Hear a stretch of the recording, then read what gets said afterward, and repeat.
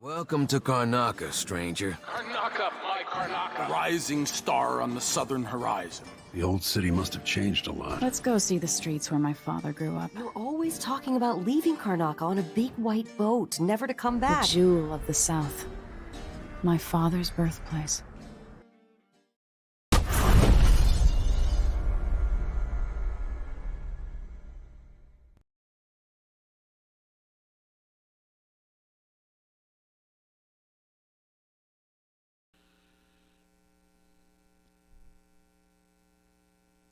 Karnaka, the Jewel of the South, capital city of the Isle of Serkonos and the setting for Dishonored 2 and Death of the Outsider. It couldn't be a more striking contrast with Dunwall, an industrial dystopia inspired by Victorian London and Edinburgh, made more dreary and depressing by the ravages of the rat plague. But in some ways, Karnaka is the more insidious setting, since the bright, sunny streets hide darker realities just under the surface. Here is a brief look at this fascinating city perched at the edge of the world.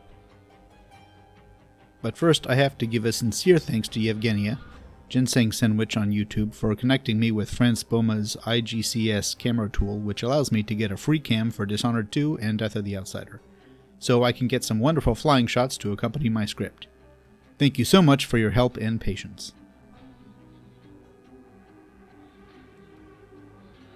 The harbor that would become Karnaka was a melting pot of cultures from the very beginning. Various local legends claimed the first settlers came from the north carried by owls, while others arrived from the sea on the backs of whales, possibly from Pandysia.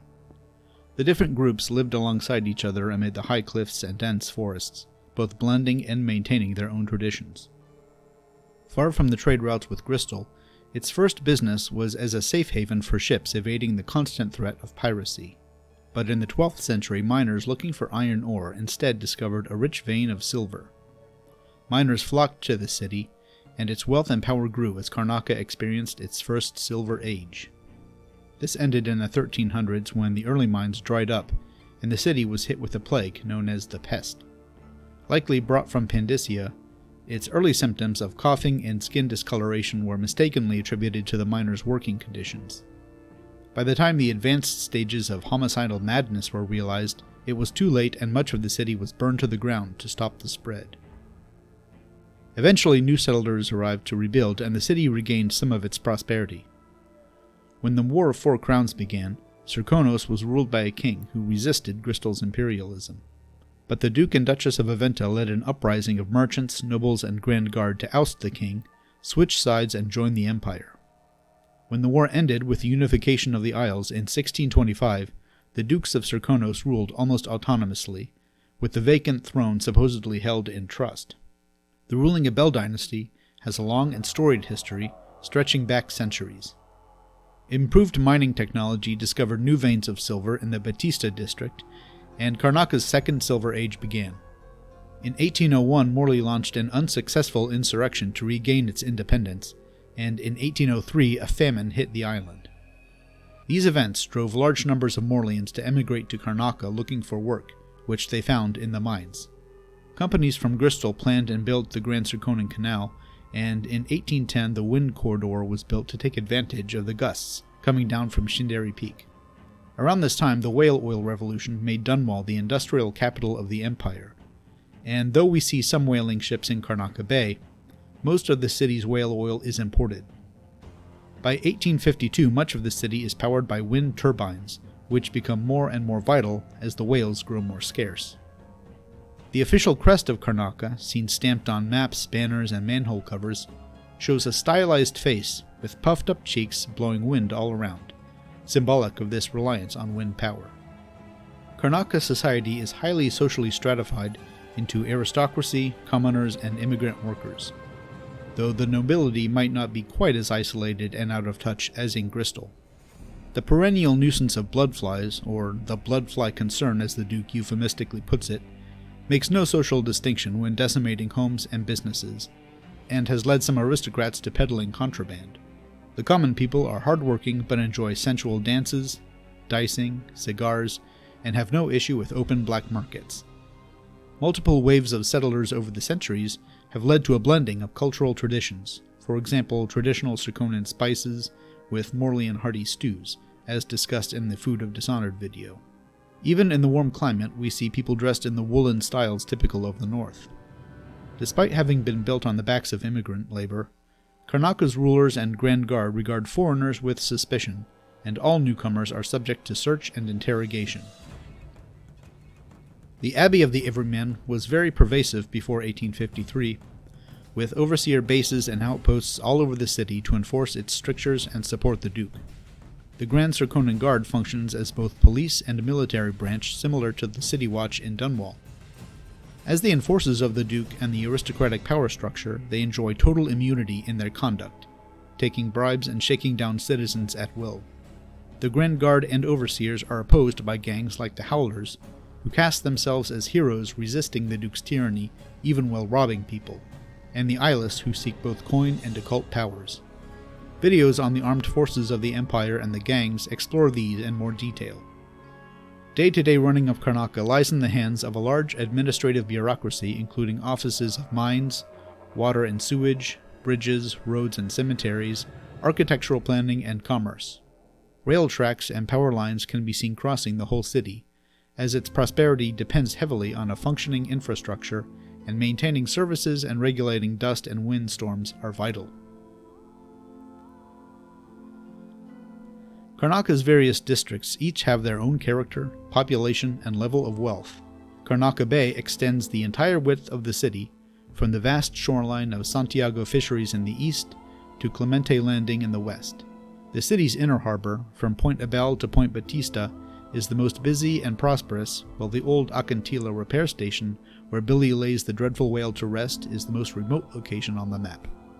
As a coastal city, Karnaka enjoys a largely seafood-based diet, and Santiago is known for local delicacies such as fermented red shark and banded crab.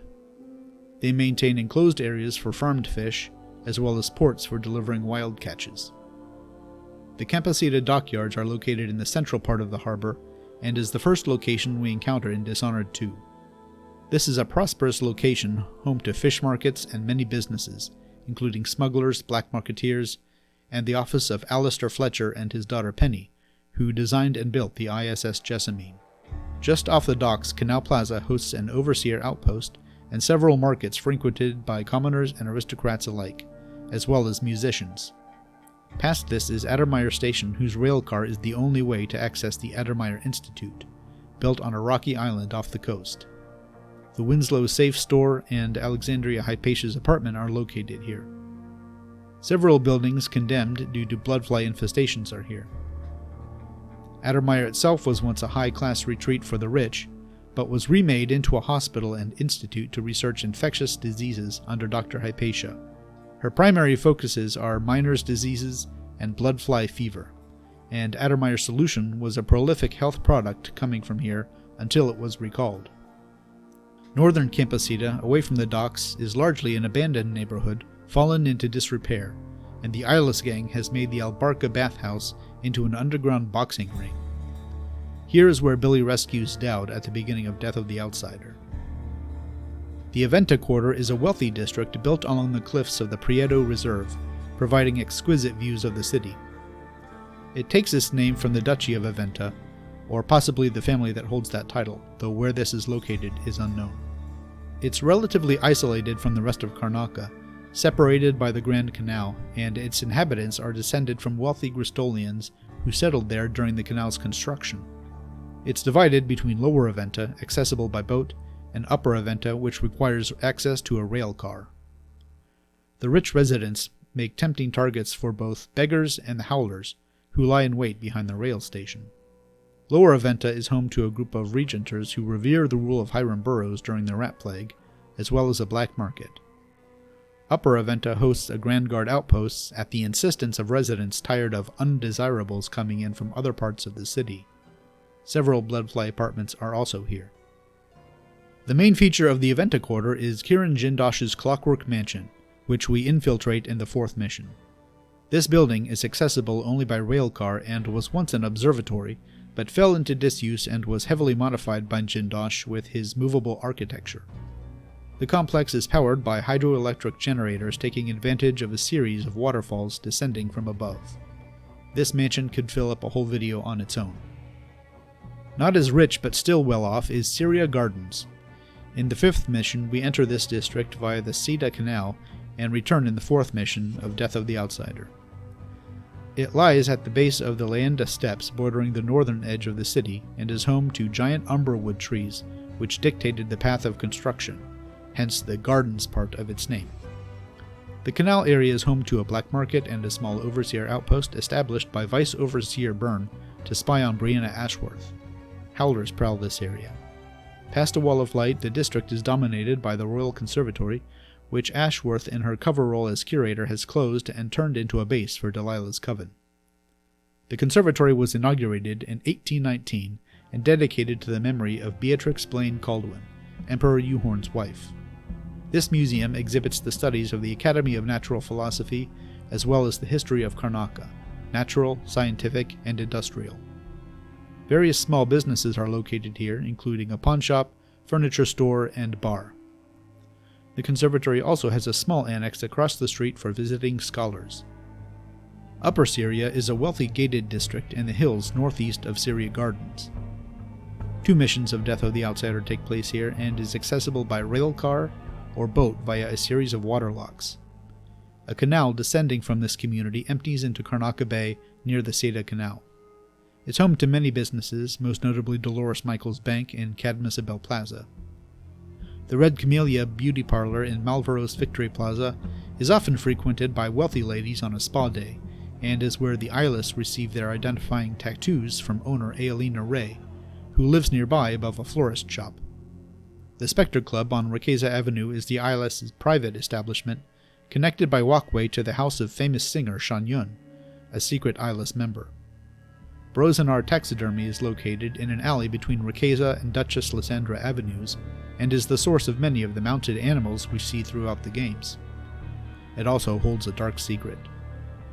Smaller businesses are the Karnaca Gazette newspaper office run by Christopher George, one of Amalia Assur's many dental offices, Cienfuegos Pharmacy, a black market underneath Farella Way, and Georgie Boteo, a mime performing on Lysander Avenue.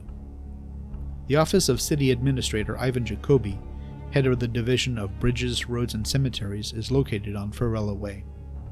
Upper Cyria is unique in having street signs, unlike most of Karnaca.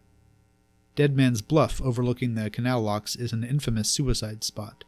Colibron Plaza is a popular location for speeches and rallies, as well as public auctions. The Batista mining district is located at the eastern end of the city. It was where the first silver veins were discovered and is still home to many miners, even as the mines moved further into the mountains, accessible from Batista Overlook. The wind corridor nearby takes advantage of the Sirocco currents coming down from Shindere Peak to power massive wind turbines, but they also blow sand and silver dust from the mines, creating storms that pollute the district and force many inhabitants to wear masks. Large wooden windbreaks are found here to help mitigate the effects, but the problem is bad enough the area is more often known simply as the Dust District. Duke Luca has ordered the extraction of every last bit of silver from the land. At the beginning of the mission for this area, mine owner and Morlean immigrant Aramis Stilton has gone mad, shut up inside his manor. As a result, Luca has appointed Duncan Bales of Bales Trading Company to take over and double the number of miners, leading to poor conditions for the miners and their families. Bloodfly infestations have also added to their troubles.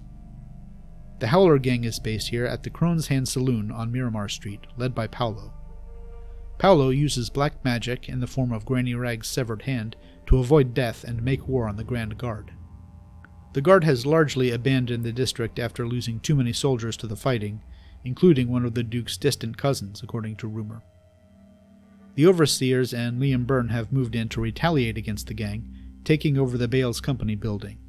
In concept art you can see what this location looked like before, but it seems Duncan Bales has more important concerns now.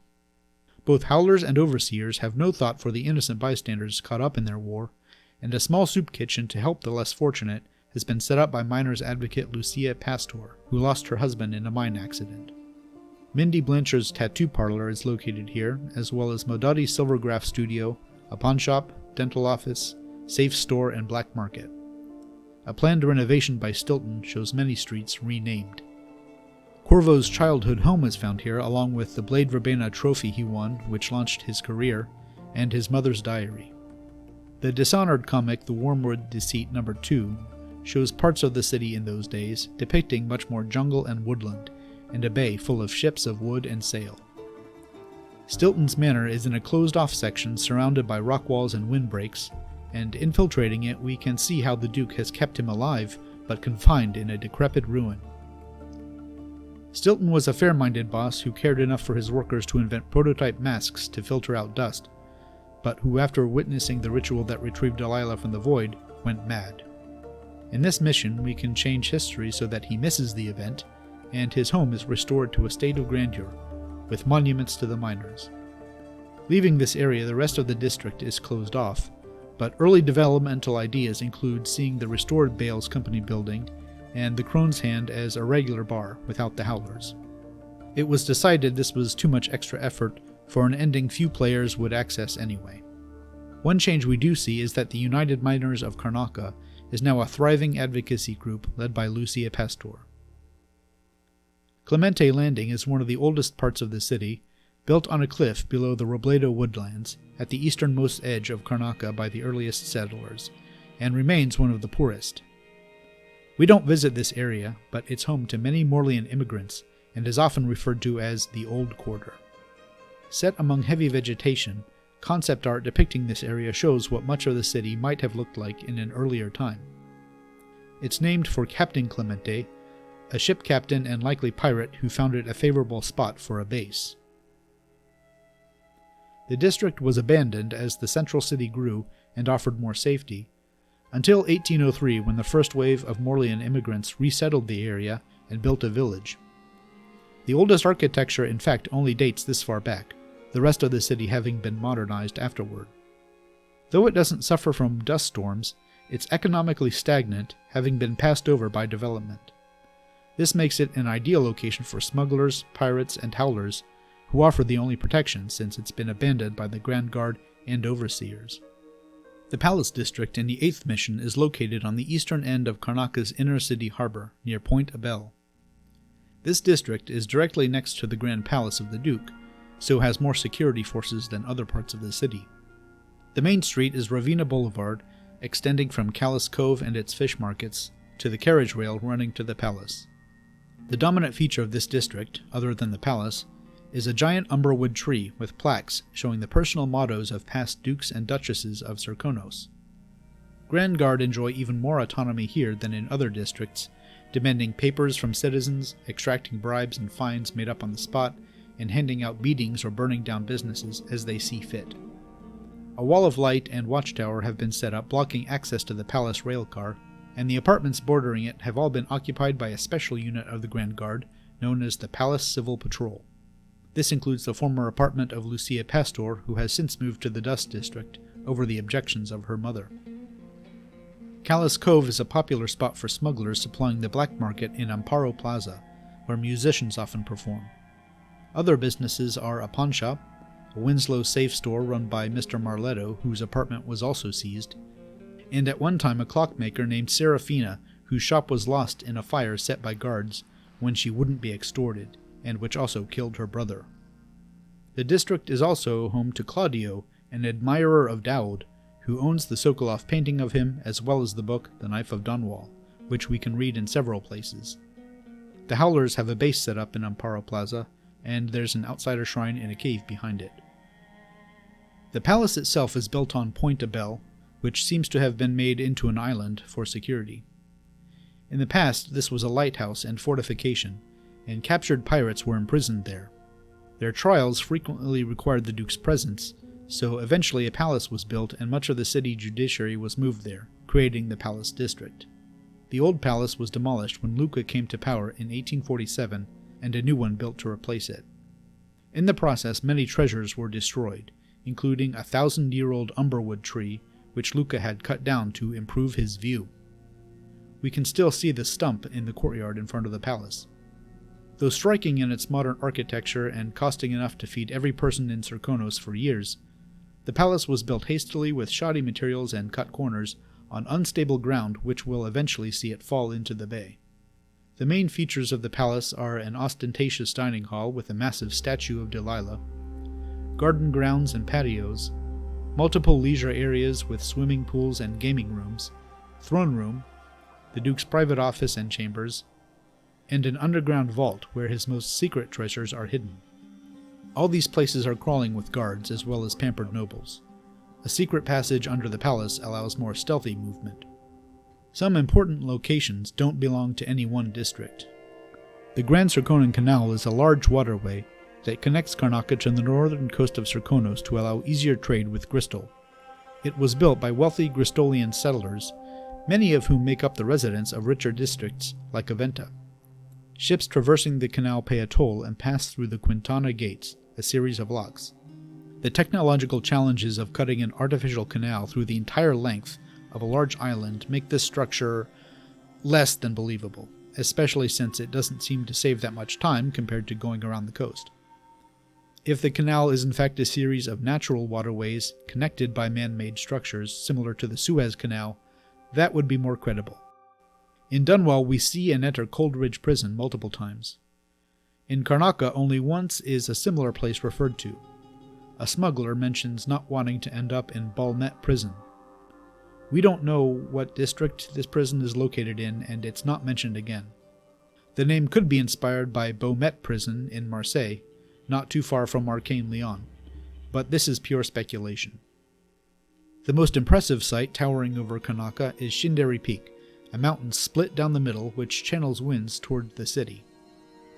Emora Clipswitch celebrates this gift as the source of Karnaca's ascendance to greatness. Stilton's mine is located at the base of this peak.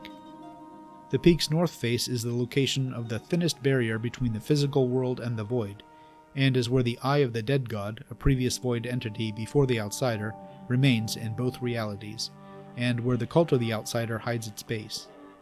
It's also where the original cult, the Envisioned, took the boy that would become the Outsider and entered the void's ritual hold to sacrifice him. Shindere North Quarry was a mining town where silver was discovered, but was abandoned when workers began experiencing the effects of the void leaking through. Hallucinations, memory loss, people and whole sections of mines disappearing, and flashes of light. The hole in reality left by Delilah's return only widened this gap.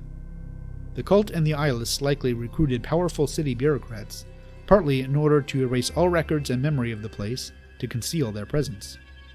It was once accessible by railcar, but Billy approaches it on foot after several days of climbing. While in Dishonored 1 Dunwall is being ravaged by the rat plague, Karnaca is enduring a particularly bad season for bloodflies. These perennial pests attack in swarms and lay their eggs in dead bodies of humans and animals, build nests which take over whole buildings, and poison the minds of some victims so that they become nest keepers, zombies obsessed with protecting them.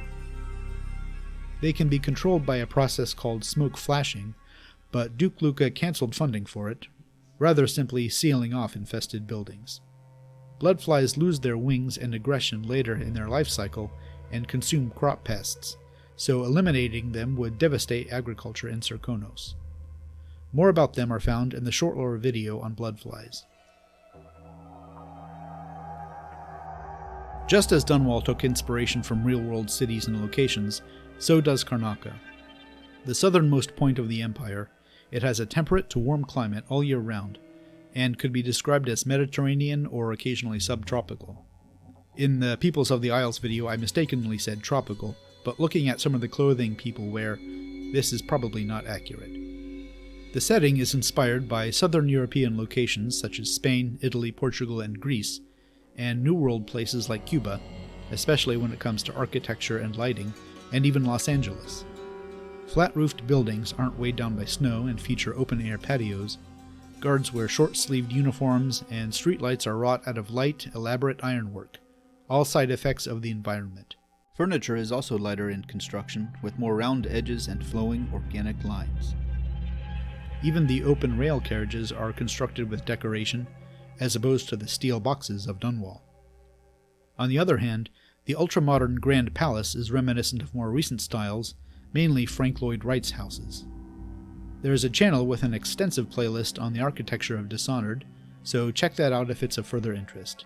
I'll link it below. Many of the names of districts are taken directly from Spanish, Italian, Portuguese, and Greek, and people's names as well. Visual inspiration is also believed to be taken from Mexican photographer Agustin Casasola, active around the years of the Mexican Revolution, 1910 to 1920. His photographs capture the mood of the time and can serve as the basis for the faces and fashions of the people of Karnaca. Karnaca is a city of fusion and contradiction, thanks in part to the waves of settlers over the centuries and the changes brought by politics and outrageous wealth. Dust from overworked mines chokes the citizens, but cutting back production would wreck the economy. The culture is a blend of native and newcomer, welcoming of workers but suspicious of foreigners all the same. Mines produce riches all day, but the poor stay poor, and the police are more dangerous than the gangsters. As the song says, the dust it blows, the silver it glows. Arkane put a vast effort into making Karnaca look and feel like a real place, and the level of detail compared to Dishonored 1 is nothing less than staggering. The heat and humidity, the oppression and danger lurking around every corner, but also the resilience of its people and stubborn hope for a better tomorrow all come through so realistically you can taste it. The snarky cynicism of Dunwall's inhabitants is cranked up tenfold here, but added into that are the scars on every face and every building, showing that whatever they've been through, they're still here, and will keep on keeping on as long as they can.